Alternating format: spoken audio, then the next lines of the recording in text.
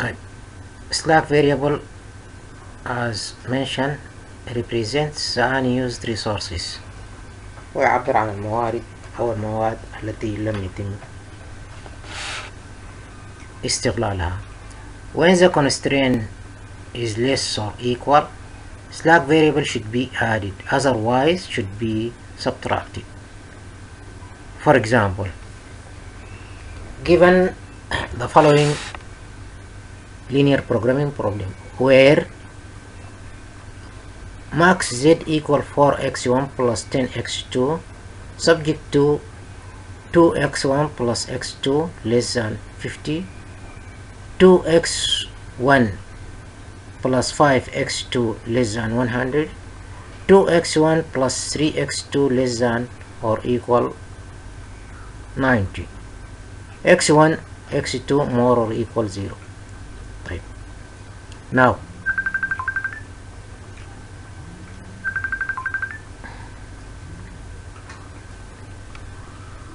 الو الو الو فايز، كيفك؟ اخبارك؟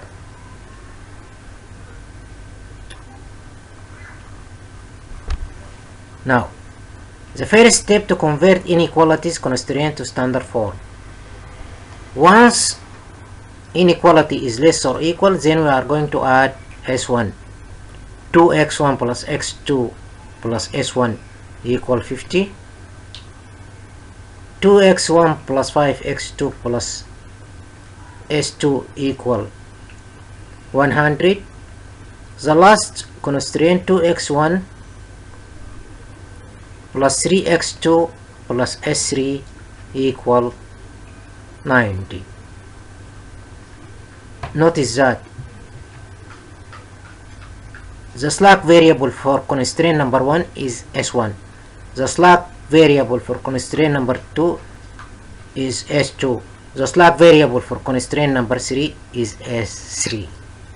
That's why. So s1 represents first constraint, s2 represents second constraint, s3 is for the third constraint. يا فايز ما بسمعك يا اخوان. من وين هو؟ السودان بكم.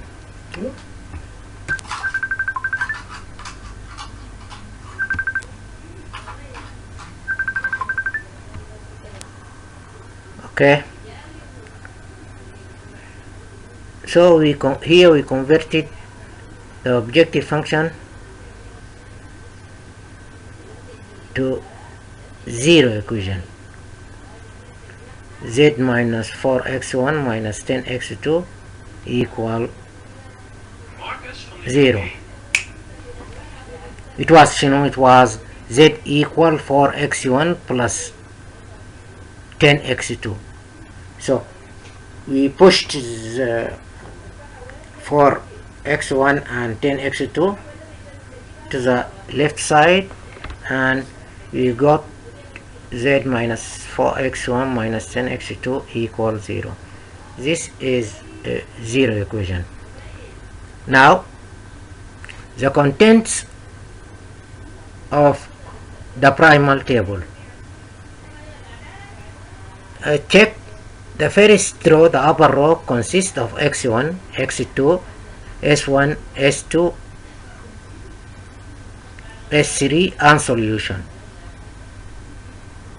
The values inside these cells represent the coefficients of variables. Now if we return back to the standard form, 2 it is a coefficient of x1 in the first constraint or in the first standard form or equation. 1 is the coefficient of x2. The next one is the coefficient of s1. In the first constraint there is no s2, respectively there is no s3, then their coefficients is 0, 0. The solution is the resources b in case أو the first constraint. طيب S1 يعبر عن القيد الأول. إذا رجعنا إلى الستاندرد فورم، القيد الأول هو عبارة عن 2x1 plus x2 plus s1 equal 50. إذن 2 هي معامل x1 و x2 المعامل بتاعها 1 و s1 المعامل بتاعها 1، وليس لدينا s2 و s3. لذلك المعاملات ل s1 و ل s3 هي 0 0. 50 هي عبارة عن الموارد. S2 تعبر عن القيد الثاني. في القيد الثاني معامل x1 2، معامل x2 5. ليس لدينا s1 في القيد الثاني ولذلك المعادل 0. هنالك s2 في القيد الأول المعامل بتاعها 1، وليس لدينا s3 في القيد الثاني ولذلك المعامل 0. السوليوشن هو عبارة عن 100 وهي الموارد المتاحة للقيد الثاني. القيد الثالث عبرنا عنه بالمعادلة 2x1 plus 3x2 plus s3 equal 90.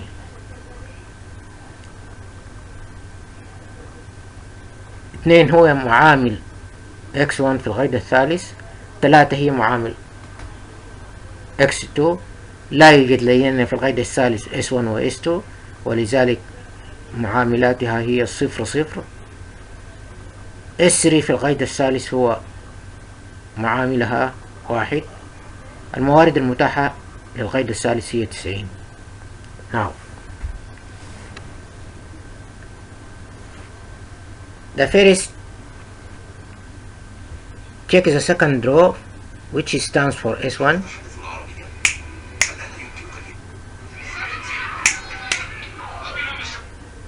Where is 2 is coefficient of x1, 1 is the coefficient of x2, s1 is the coefficient of s1. In the first constraint we have no s2 and f3, then their coefficients are 0 0. The solution is 50. Move to the second constraint. S2 represents the second constraint where the coefficient of x1 is 2, the coefficient of x2 is 5, no s1 equals 0, the coefficient s2 equal 1, s3 equal 0, the solution is 100. S3 represents the third constraint where 2 is the coefficient of x1, 3 is the coefficient of x2, 0 0 and 1 the coefficient of s3. The available resources equal 90. Z, the first is negative 4 and negative 10. There is no s2, s1, s3 solution, therefore equal 0. Therefore equal 0.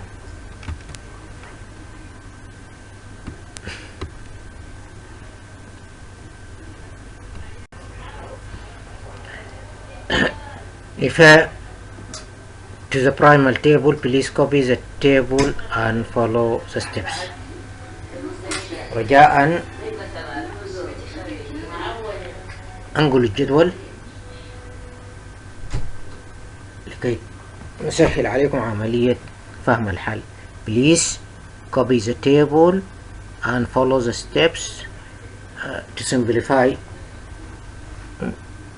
the process of solution. Step 4. We need to determine the entering value. المفروض ندخل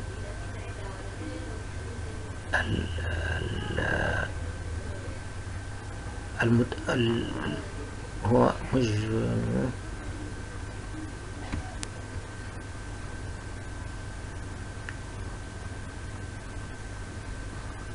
we need to determine the entering variable, not value. The definition of entering variable is that variable which faces the biggest negative value in the row of Z. ما هو المتغير الداخلي؟ entering variable. entering variable متغير الداخل هو المتغير الذي يناظر أكبر قيمة سالبة في دالة الهدف. Return back to the primal table, we found that the biggest negative value in the last row, or the row of Z, we found the biggest negative value is negative 10. And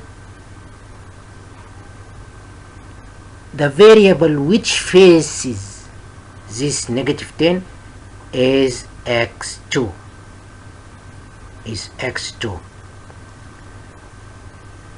Notice please, x2 is placed in the upper row. This x2 faces negative 10 in the lower row.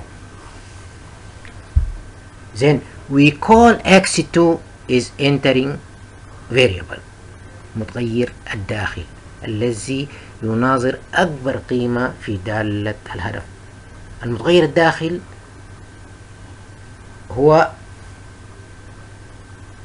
نجده في الصف الأول أو الصف الأعلى non basic variable، في صف non basic variables. هو متغير الداخل أو x2 should be converted transform from non-basic to basic variable. So it will substitute leaving variable. Now we mentioned before that the first left column consists of basic variable. The first upper row consists of non-basic variable.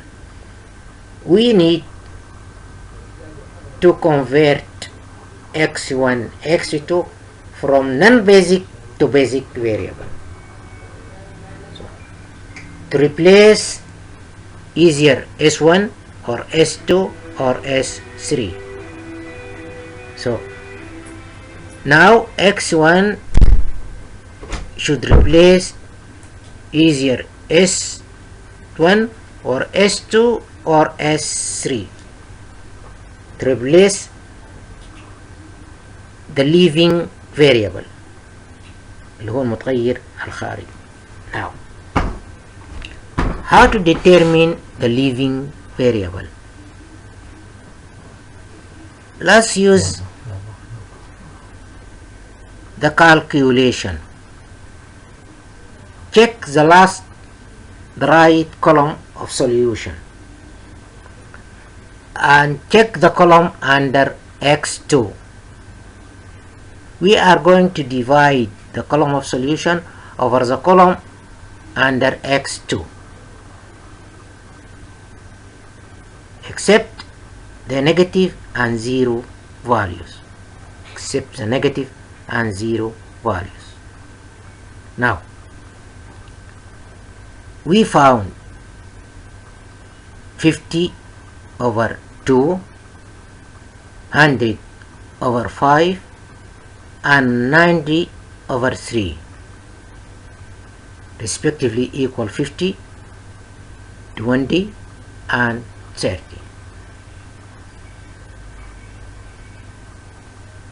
The least value is 20. We found 20 by division 100 over 5. 100 over 5 is calculated. The result of calculation in the third in the row of S2. Then S2 is set to be leaving variable. set to be leaving متغير خارجي. كيف نحدد المتغير الخارجي؟ ننظر إلى عمود الحل وهو العمود الأخير على اليد اليمين. نقوم بقسمة كل القيم الموجودة في هذا العمود على ما يناظرها من القيم الموجودة تحت أو في عمود المتغير الداخلي وهو عمود X2. إذن سوف نقوم بقسمة 50 على 1، 100 على 50 على 5، و90 على 3. أقل قيمة من حاصل هذه القسمة هي 20، وهي عملية حدثت في صف S2 أو الصف الثالث، ولذلك نعتبر S2 متغير خارج ليحل محله X2. ثم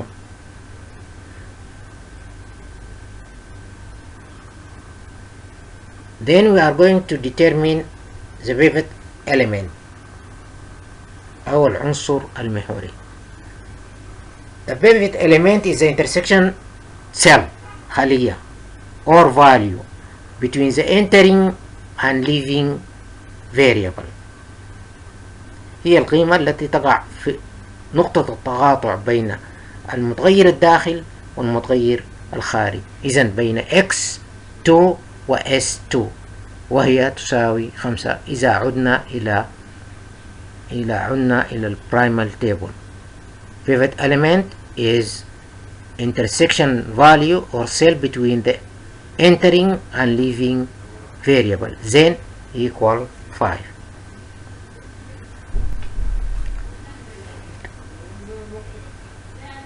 Step number 7 is to find the pivot equation. The pivot equation is exiting row or leaving row over pivot element.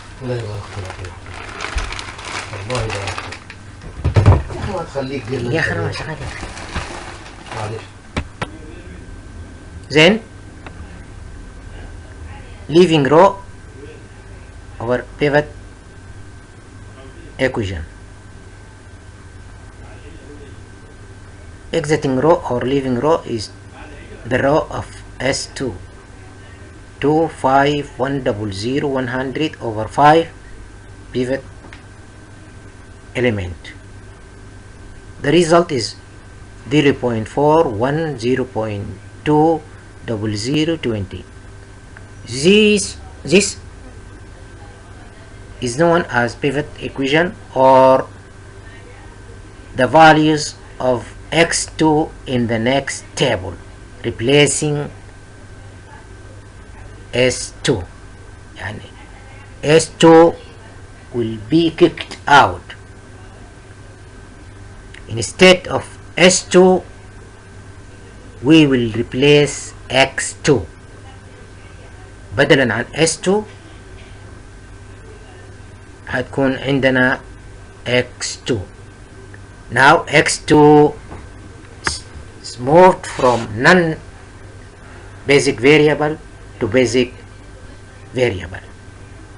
We pushed, transformed, converted X2 from non-basic to basic variable. S2 gone out of our optimal solution.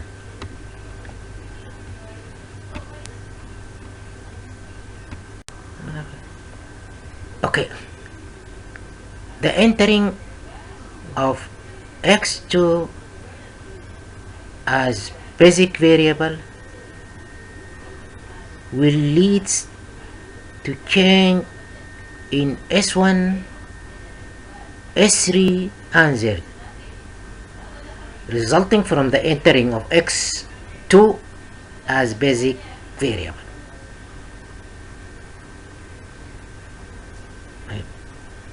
How S1 will change? Check the following table to determine the new S1. Why new S1? The new S1 is the resulting from the entering of x2 as basic variable.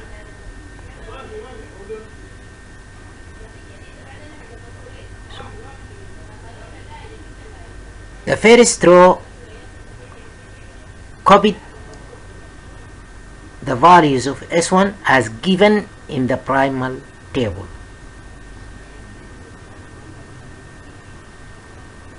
Let's check the pivot element of S1. The pivot element of S1 equal 1.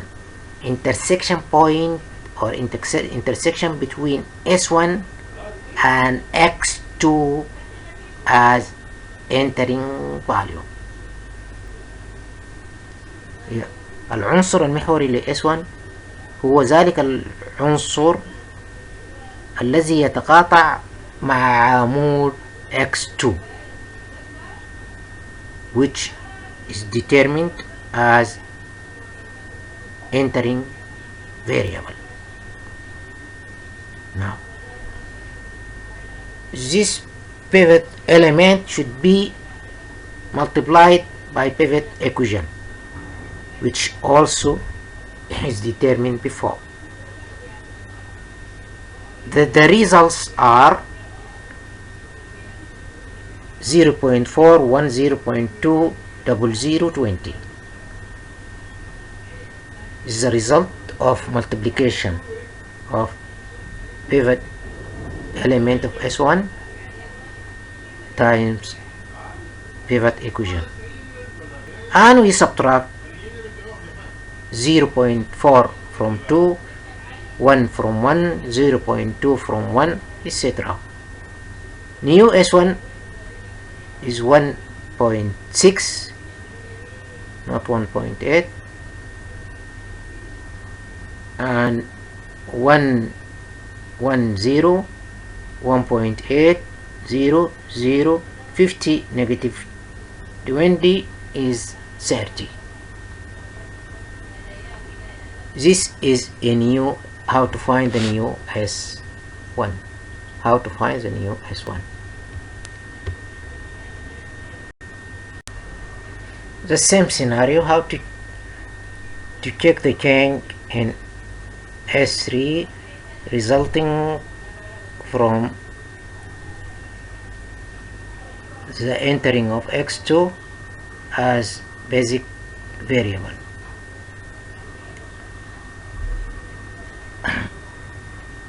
We are going to copy S3 as given in the primal table.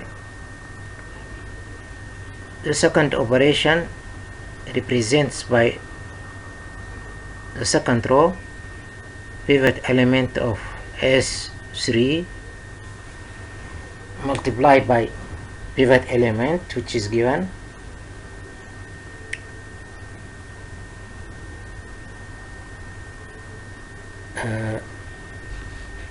This is the result of multiplication: 1.2, 3, 0.6, 00, 60, and new S2 is 2 negative 1.2 is 0.8, 3 minus 3 is 0, 0 negative 0.6 is negative 0.6, 0 minus 0, 0, 1 minus 0, 1, 90 minus 60 is 30. This is a new S3, the new S3, and this is the impacts of S3 by the entering of X2 as basic variable. As you see, we just repeat the same steps in determining the effects of new basic variable.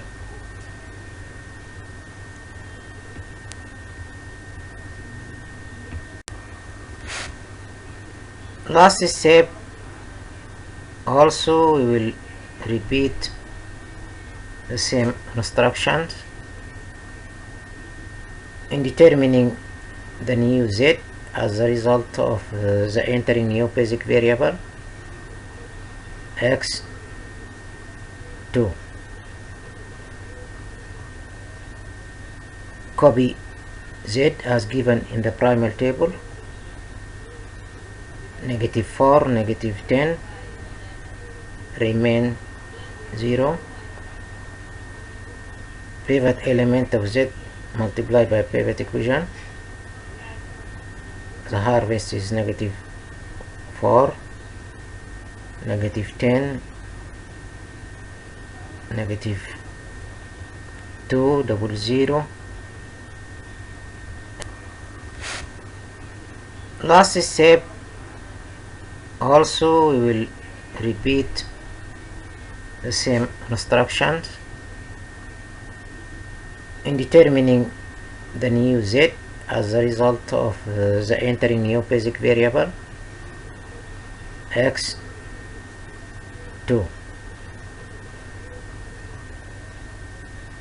Copy z as given in the primal table, -4, -10, remain 0, pivot element of z multiplied by pivot equation.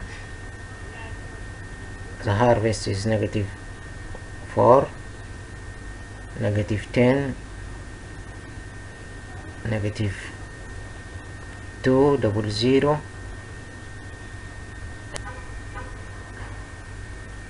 $100.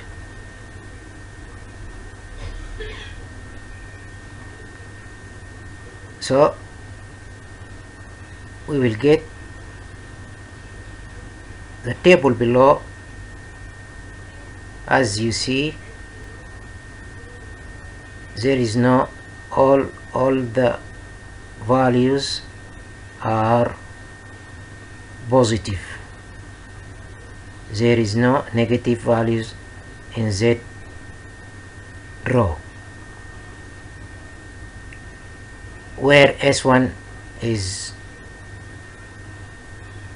30, X2 is 20, S3 is 30, Z is 200. There is no X1, that means X1 equals 0. There is no S2, that means S2 equals 0.